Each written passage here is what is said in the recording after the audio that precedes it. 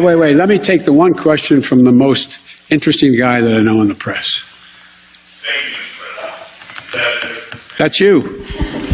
Mr. President, there had not been a U.S. service member killed in combat in Afghanistan since February of 2020.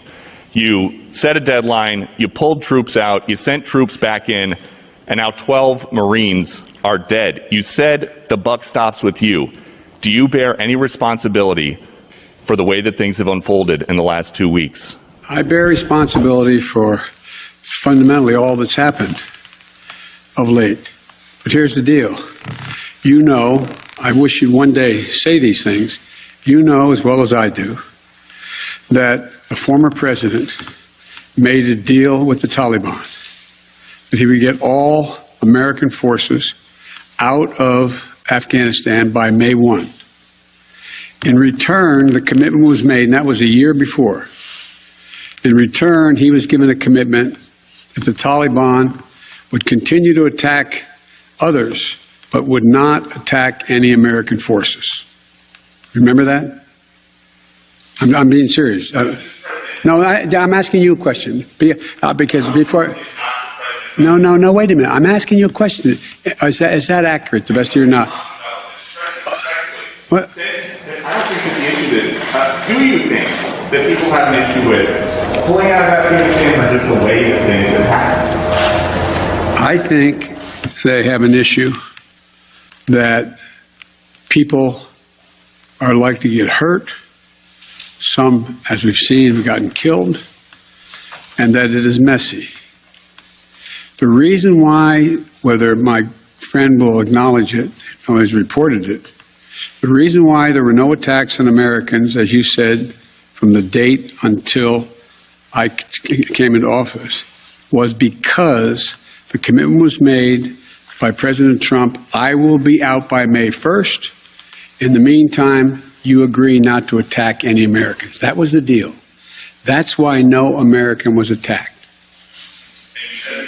A few days ago, you said you squarely stand by your decision to pull out. Yes, I do, because look at it this way, folks, and I have another meeting for real. But imagine where we'd be if I had indicated on May the 1st I was not going to renegotiate an evacuation date. We were going to stay there. I'd have only one alternative: pour thousands of more troops back into Afghanistan to fight a war that we had already won relative to why the reason we went in the first place.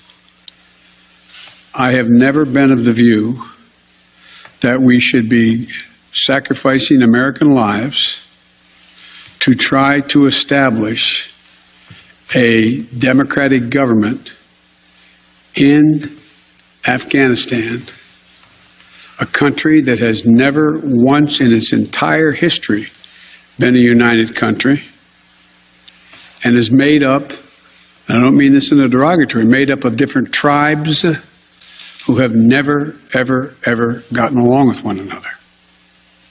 And so, as I said before, and this is the last comment I'll make, we'll have more chance to talk about this, unfortunately, beyond, because we're not out yet. If Osama bin Laden, as well as al-Qaeda, had chosen to launch an attack when they left Saudi Arabia out of Yemen, would we have ever gone to Afghanistan? Even though the Taliban completely controlled Afghanistan at the time, would we have ever gone? I know it's not fair to ask you questions, it's rhetorical, but raise your hand if you think we should have gone and given up thousands of lives and tens of thousands of wounded. Our interest in going was to prevent al-Qaeda from reemerging, first to get bin Laden, wipe out al-Qaeda in Afghanistan, prevent that from happening again. As I've said 100 times, terrorism is metastasized around the world. We have greater threats coming out of other countries, a heck of a lot closer to the United States. We don't have military encampments there. We don't keep people there. We have over the horizon capability to keep them from going after us. Ladies and gentlemen, it was time to end a 20-year war. Thank you so much. Thank you, God bless you, and God bless America.